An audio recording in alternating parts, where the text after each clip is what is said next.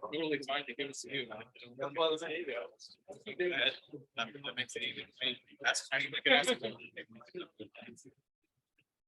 Yeah, because I'm just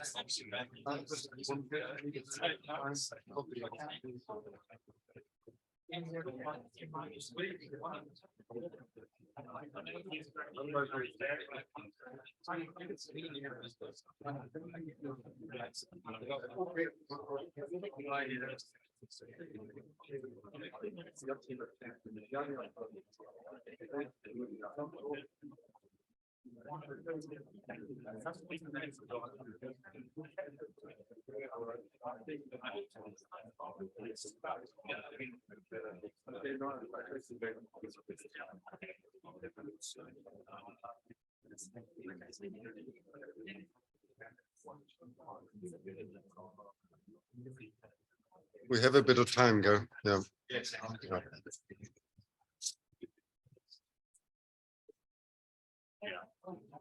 Finding that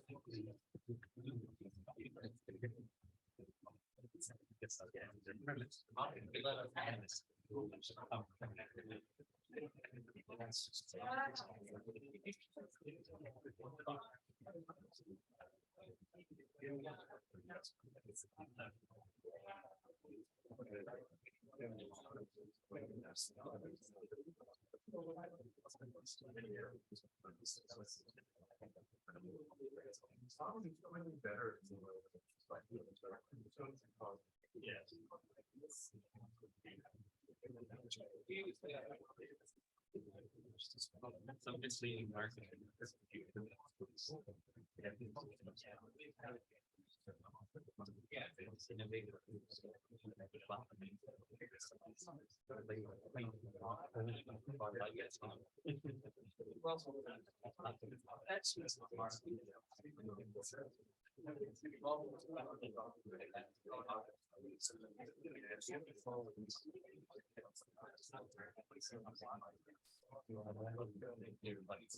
mean, very comfortable side, but very back outside.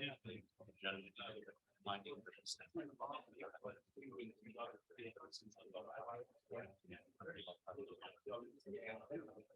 and also not clear, like, you know, there will be time.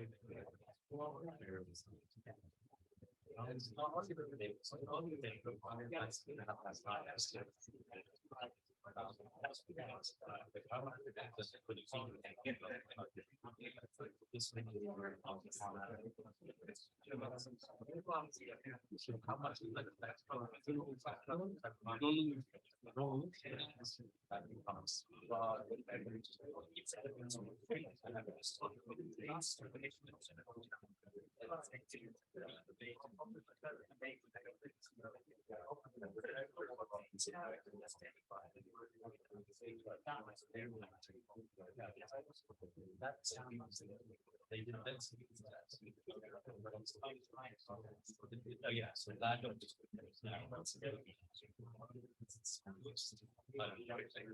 again,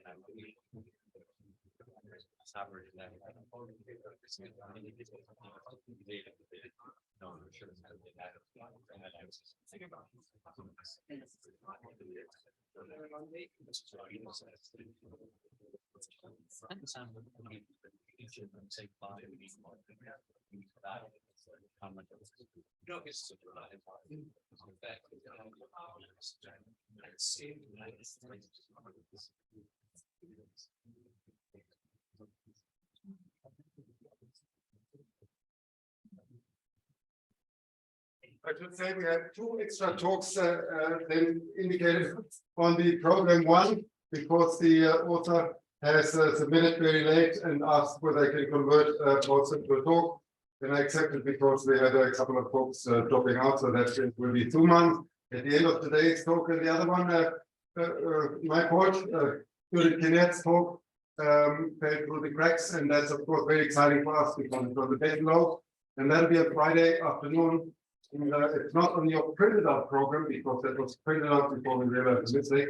So I will remind you, and tomorrow and on Friday, in particular, when that talk will happen, and it's hard to say. So I'm very interested to see what you have to say.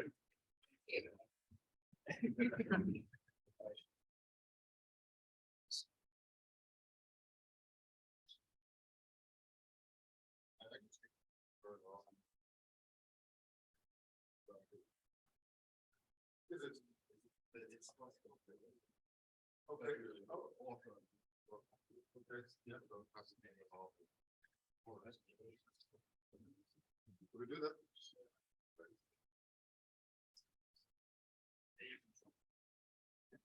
Here's my glasses.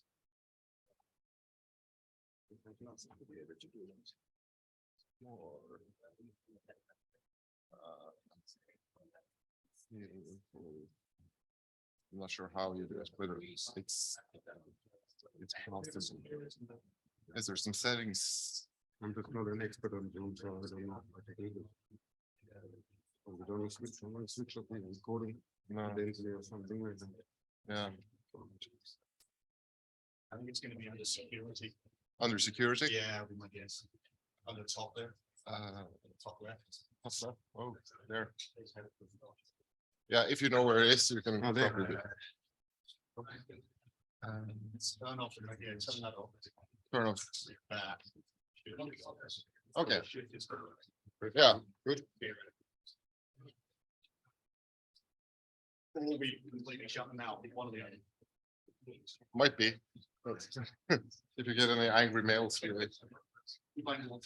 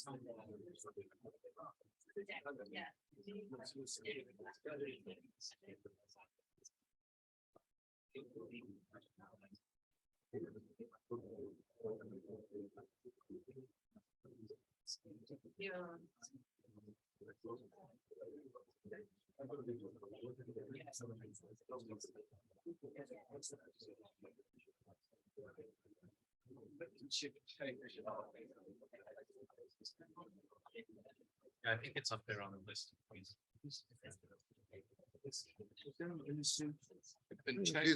Everybody's here, so it's fine.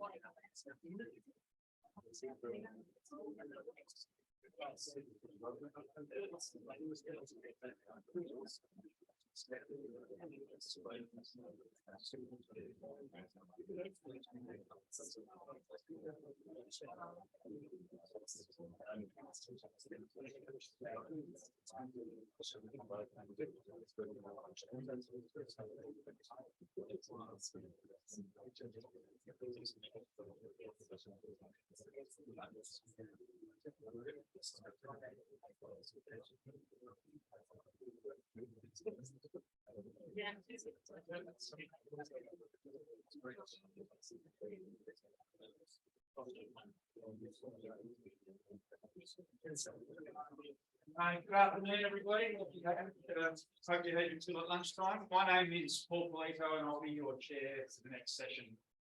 Without further ado, I'd like to invite Peter Hollings up to present on the current in the Midcontinent Rift. Thank you, Peter.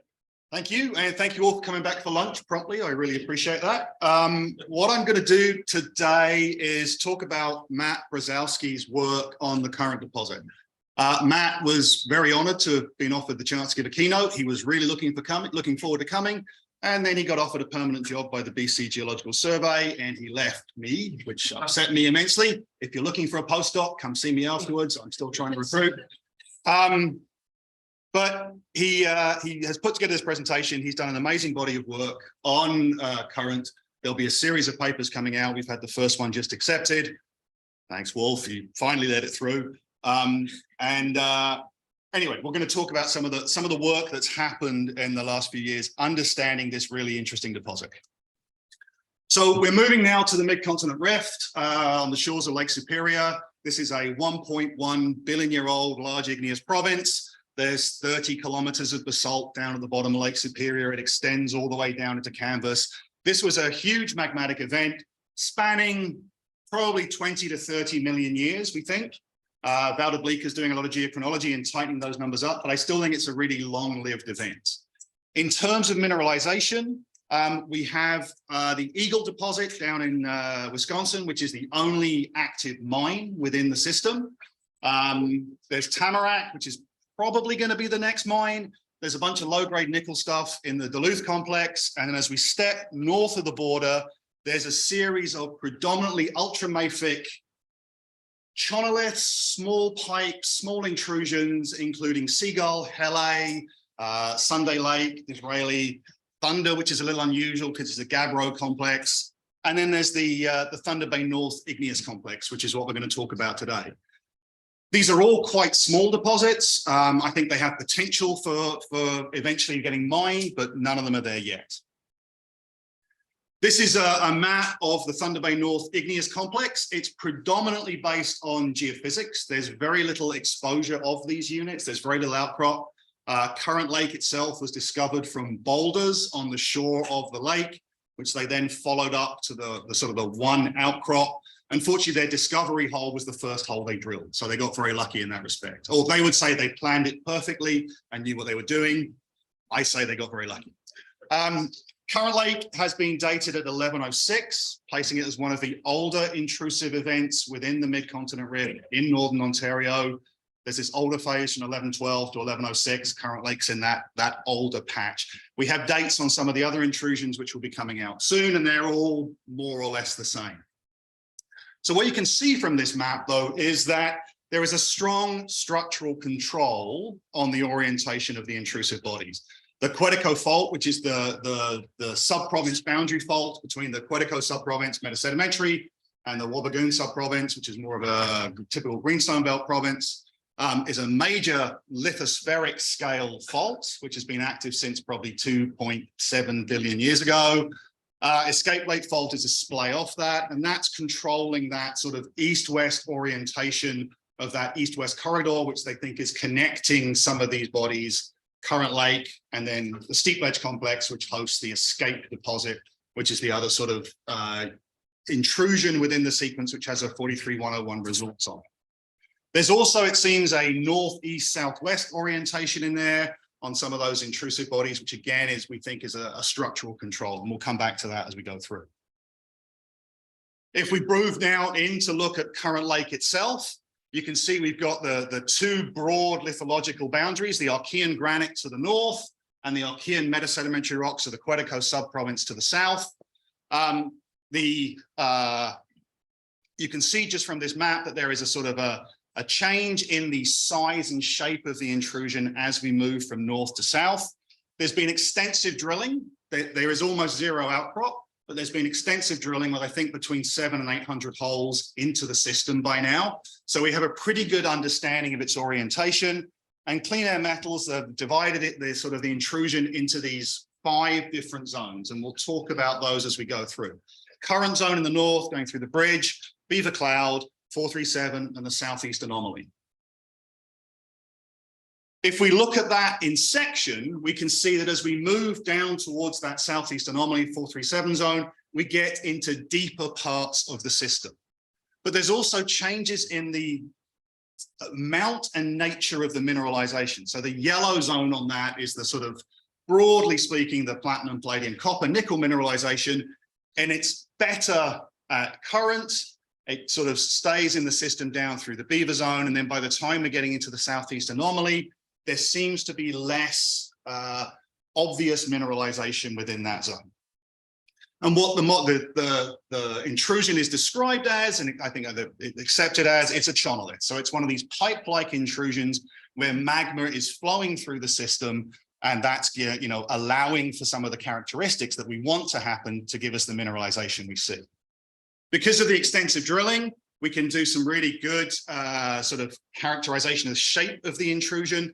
And it's pretty obvious that there is a strong rheological control on the shape of the intrusion. So in the current zone, so that's that north, perhaps the most pipe-like zone, we have these beautiful tube-like nature to the intrusion. And the mineralization is disseminated throughout that intrusion. So the yellow color on here is the sulfide, giving you an idea of how the sulfide mineralization is distributed through that intrusion. As we move to the southeast, we see a change with the intrusions becoming increasingly tabular in shape. So particularly once we're into the metasedimentary sequences of the green here on this map of the Quetico, we get these much more tabular bodies, and the mineralization seems to be concentrated towards the bottom of the intrusion as opposed to being generally disseminated. In places, the Quetico fault seems to sort of trap and constrain the intrusion. So at the Beaver zone, it sort of bounds the north side of the intrusion. In other places, such as the bridge zone, the intrusion seems to cross from the Quetico granite or Quetico metasediments into the granites on the other side. So we're not quite sure exactly why. We're hoping to have a student look at some of the structural controls on some of this and figure out a little bit more of the detail as to what's happening. But there is clearly this rheological control. And we see that elsewhere, right? Nebo Babel has that wonderful tube-like characteristic, which we see at current.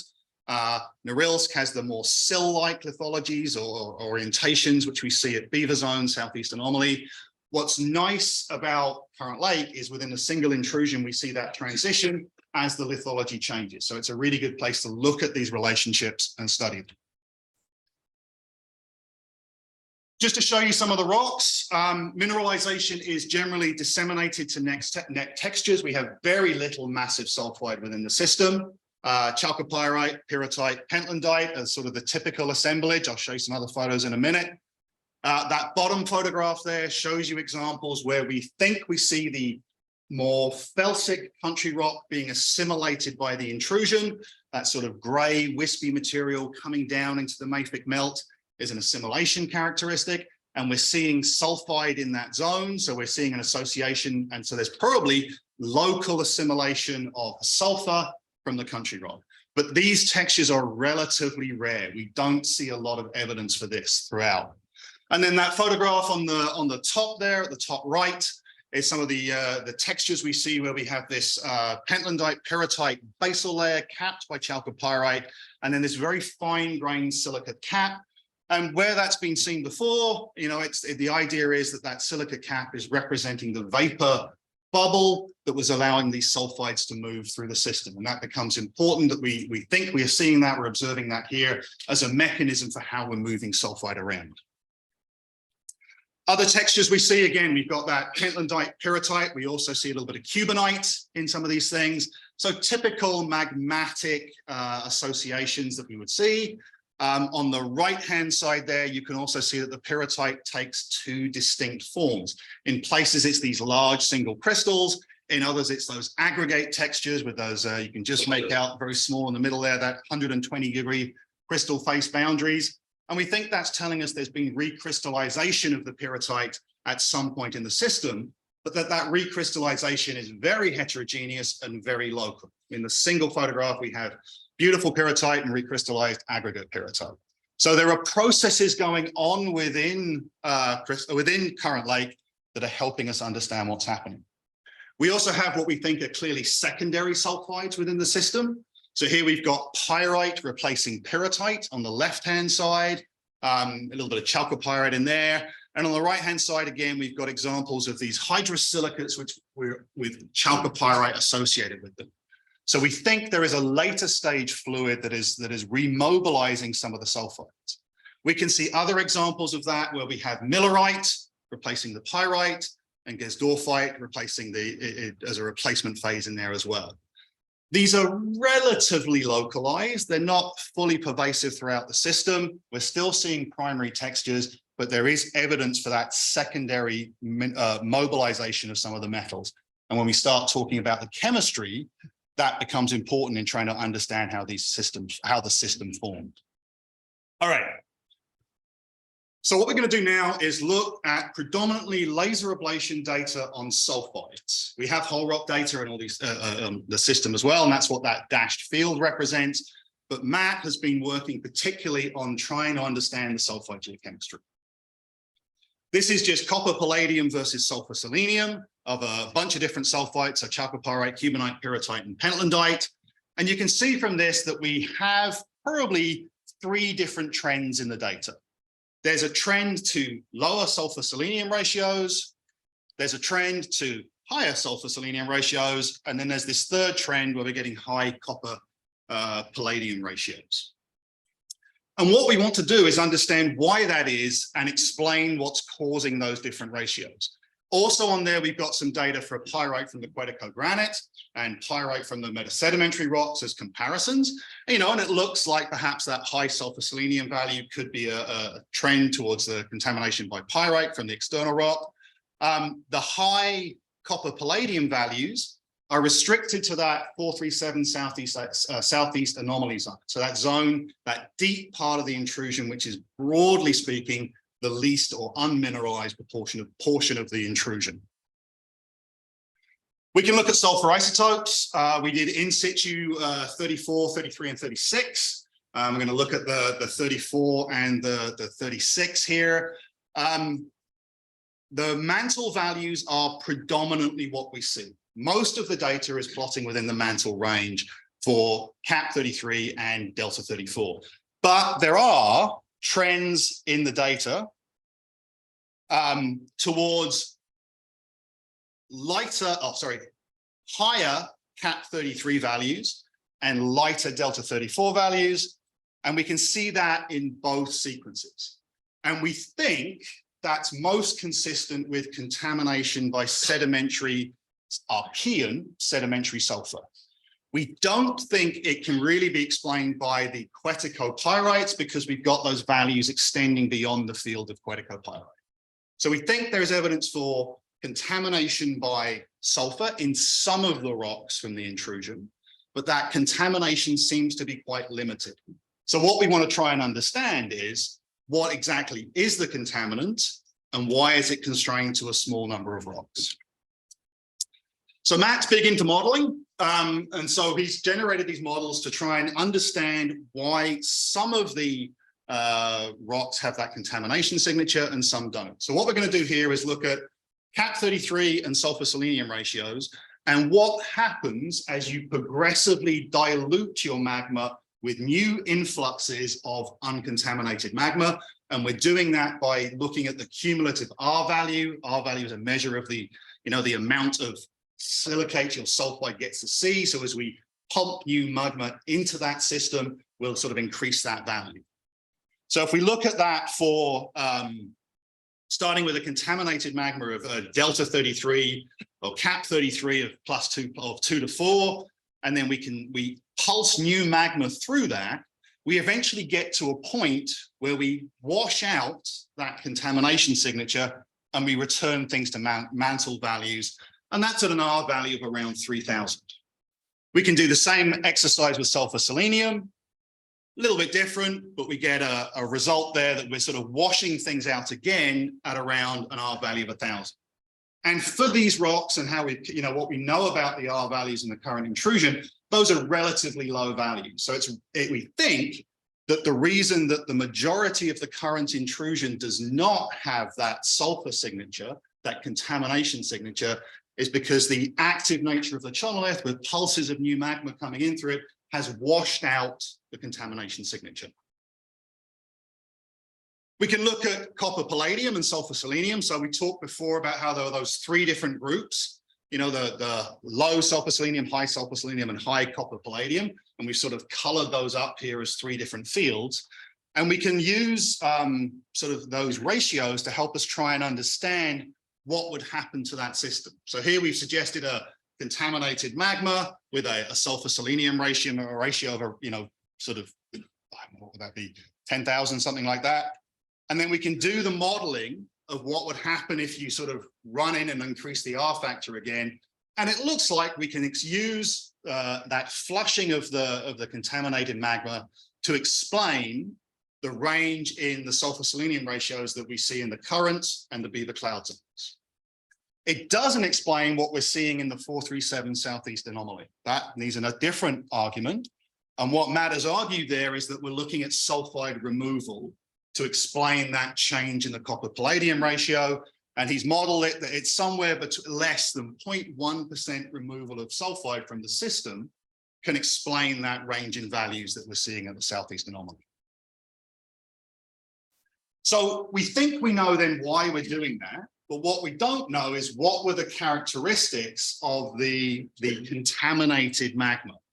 And the way that you can try and tackle that is again by trying to look at modeling. So what Matt's done here is look at R factor modeling for different contaminants. So something with a cap 33 of 10 per mil, 3 per mil, 1, 0.3, and 1. And what we can see from this is we probably need to have at least 2 different sulfur sources to explain the range of the data we see. The Beaver Cloud current bridge data probably needs something with around 3 to 1 per mil for our cap 33, whereas the 437 Southeast Anomaly data needs something around 0.1, 0.3 to explain the range of values we see. Could it be, it's possible that sulfide removal could explain the range in sulfur selenium values and rather than changing the sulfur contaminant. But when you model it with this diagram, you end up with values of 1 to 10%. And if that's much higher than we think we need based on the previous diagram I showed you, where we think we're looking at relatively small amounts. If we were removing that amount of sulfide from this material, we will be dramatically affecting the palladium ratio. So we don't think that's the case. We think it's a different isotopic source. And what we think those two sources are, we think there are Archean rocks at depth, higher cap 33 values. So that gives us the Beaver Cloud current bridge.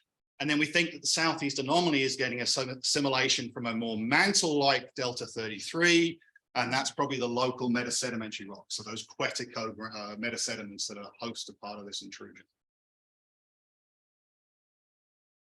All right, so why would only the Southeast Anomaly get that sort of that contamination signature from the Quetico? What we think is because it represents the last phase of the intrusion to have cooled.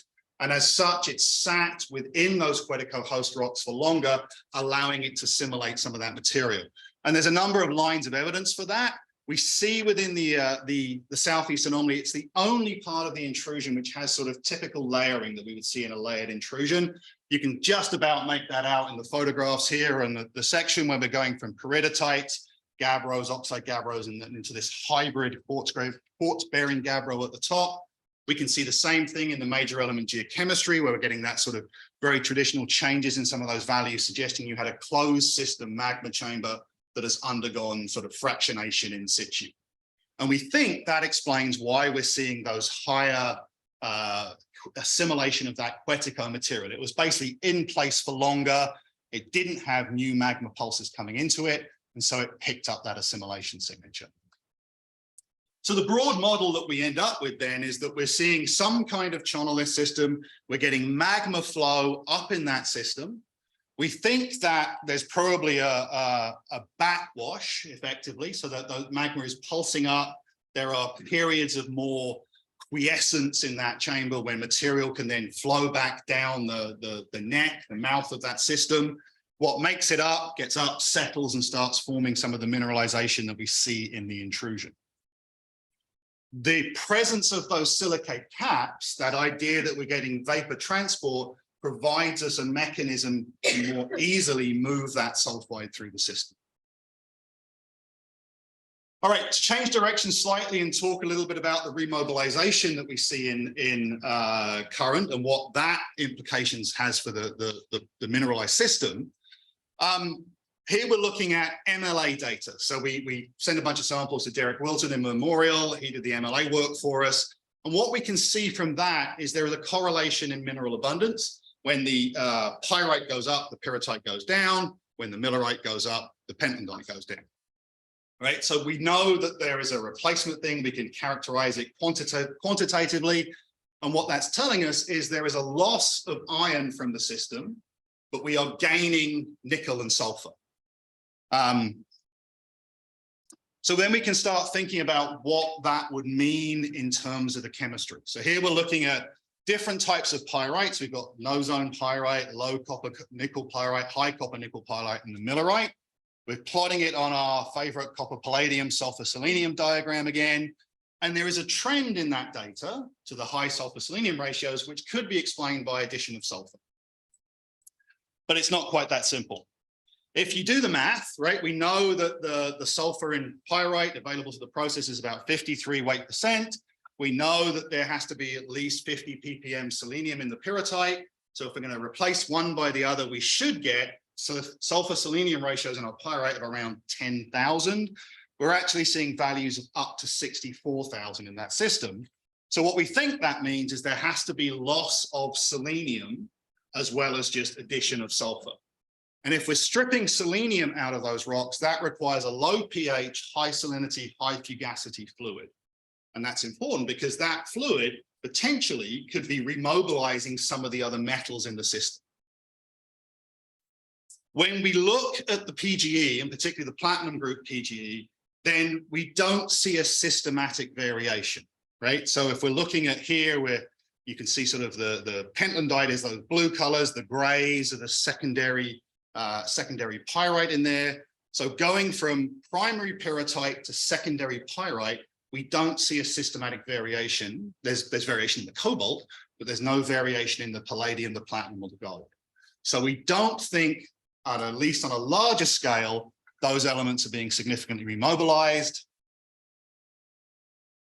And when we look at the major element data, so this is assay data for the deposit as a whole, 1 or 2 meter intervals, depending on what they were doing at the time, for palladium and platinum, there's really good correlation between the two. So if we were seeing metal mobilization, we would expect that data to be more scattered. So what we think this is telling us is if there is mobilization, it's on a very local scale. It's not on the scale of the sort of the assay data. A little more talk about the metal remobilization. There are 2 elements which I think do show signs of remobilization. Here we've got the pyrite. The secondary pyrite in this case has higher arsenic levels than the primary rock, but lower silver. So what we think is that arsenic is being added into the system and silver is being removed. Makes sense. We're seeing Gzdorfite in the system. That's sort of consistent with a more arsenic-rich contaminant. And the low silver is really interesting. If you not familiar with Thunder Bay, back in the Victorian times, it was host to the richest silver mine in the world at Silver Islet. And there's a whole bunch of little silver mines around Thunder Bay, and that silver's coming from somewhere. It's long been argued that it's related to the Midcontinent Rift. It's all slightly younger, but maybe we're seeing some of this silver being released from some of these magmatic systems and contributing to the formation of those silver deposits. All right, so the other big question that sort of intrigued the companies who have looked at the property for a while is, where is the magma coming from and going to? All companies want to say they want to find the next Norilsk, right? Norilsk is all about finding the feeder zone. So if they can find the feeder zone to current lake, they can make the argument that they've got a much larger deposit to play with. And the two options here are flow from the current zone towards southeast anomaly, or from southeast anomaly towards the current zone. Now, fair warning, Wolf did not agree with this model in our paper. I'm expecting questions. I'm going to direct them to Matt, different problem. But we think that most of the evidence is arguing for movement from southeast anomaly up through the current zone. Let me show you why we think that. The sulfide segregation idea, right? So we've got this idea that within the system, we've lost sulfide, particularly within that 437 southeast area anomaly. We are losing sulfide from the system. Everywhere else, we don't see that signature. So if there has been sulfide loss, perhaps it's been replenished, whereas in the southeast anomaly, we've lost sulfide from that system. Sulfide's been removed. And we think the way you can do that is if you've got that closed system intrusion and the sulfide is drained out as part of that process, and then not being subsequently replaced by new pulses of magma through the channel. That's also consistent with that non-mass independent signal for the sulfur isotopes, which tells us about local contamination. It tells us about that assimilation of that Quetico rock surrounding that intrusion, which happens best in that closed system, which is sitting there for a longer period of time towards the end of the system as it's cooling and closing. And again, we see that again with that lithological layering that we see in this portion of the system. It's the only portion of the system that shows that layering, that shows that process, and gives us evidence for that long-lived system. So we think it's going from southeast to northwest. It's remained, that portion of the intrusion is the longest lived portion. It's the final portion of the conduit. And to us, it's the most consistent explanation with the data we have. So this is our deposit model. We've got our intrusion again. We've got early stage influxes of olivine and sulfur carrying magma pulsing through that system. The initial sort of sulfur isotope contamination signature that may have existed in that upper parts of the intrusion is flushed away by repeated pulses of new magma moving through that chonolith. In that periods of quiescence between each of those pulses, some of that magma may have sort of flowed back down into the chonolith, carrying some of that olivine and sulfide with it. We think it may have generated some eddy currents within that intrusion. Those eddy currents would increase the R factor, exposing those sulfides to more silicate magma and making them carry more metal. Over time, we get that partial solidification of the upper part of the chonolith. It's cooling, it's crystallizing. It's the narrowest part. It would cool most quickly once magma stops pulsing through it with sort of any degree of force. And we get sulfide trapped between the silicate in that sort of disseminated texture that we see particularly in current. Possibly still getting some influx of magma down in that lower zone, the 437 anomaly, southeast anomaly down to the bottom. Addition of local sulfur in that 437 area where we're sort of sitting the magma. We're getting layering forming in those systems, lithological layering, olivine and sulfide accumulation. And from a company's perspective, perhaps we've got that more massive sulfide still at depth in the feeder zone to the main channel. All right, so that was a lot of information. I want to give you the key things I'd like you to take home. Current magma became saturated in sulfide from two distinct sources. We think there's a deep source with a cap 33 of around 3 per mil or slightly lower, and a local source with a much lower cap delta 33. That's consistent with what we see in a lot of the other isotope systems in the Midcontinent Rift. There is both deep, pervasive contamination and a shallow emplacement-related contamination. Current intrusion crystallized from the current zone in the northwest to the southeast anomaly in the southeast. The southeast anomaly is the feeder conduit to the current intrusion, with magma flow being from the southeast to the northwest. There is a strong architectural control from both structure and lithology, which is really important. We think we understand the structure more or the lithology. We're going to do some more work to try and understand the structure. And then finally, we have had metal remobilization, which has moved a bunch of stuff around, but it didn't seem to have affected the PGE. One last thing, if you want to look at some of these rocks, you need to come to Thunder Bay next year for the 15th International Ni-Cu-PGE Symposium. We will have a core display from Current Lake. We've got some really fantastic field trips planned. We can have a great technical sessions if you all show up. I hope you do. It's going to be a great meeting. Thank you very much.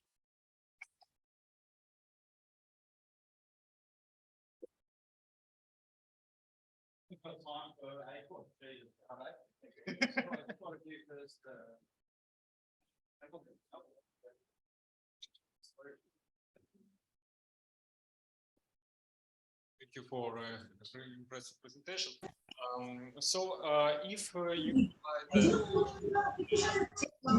part of the intrusion,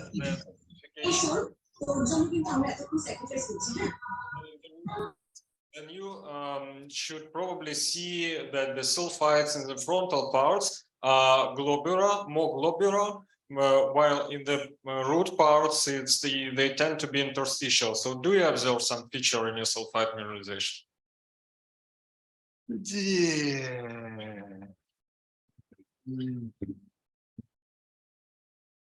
No. I don't think, no, I would say that the sulfides are quite fine-grained and disseminated typically in the south, in the north, in the. Yeah. No, I would say we don't see that. My question is simple. Did you look at the gravity data? Did we look at the gravity data? The gravity, there is very limited gravity data. There's regional gravity studies. They're not tremendously helpful. The regional geophysical study that the OGS found had led to some of this. It's only the more detailed aeromag that have sort of given the detail. The GSC are playing with more detailed gravity. Yeah, we'll be incorporating. Yeah, they are doing more detailed gravity, and Current Lake is one of their test study areas. So maybe by Thunder Bay next year, we can answer that question for you. Well, I mean, from the things, I don't know if it's on my talk, but this is what we'd expect, right? Is in the sedimentary portions to have a lot thicker. Yeah. And so the gravity should do that. Yeah. So we know the shape of the intrusion from the extensive drilling, but there isn't good enough gravity data to tell us what's happening. Yeah. We are over time, but there's been there was one up there, not both. I can't remember who was first. Whoever's closest to the the bubble transport of your sulfide. You assume you transport the sulfide melt or mineral? Because the size was huge. Yeah, it should be melt. Definitely what Sarah says. We're transporting melt. I'm not going to argue with Sarah. Thanks, Peter. So, next speaker.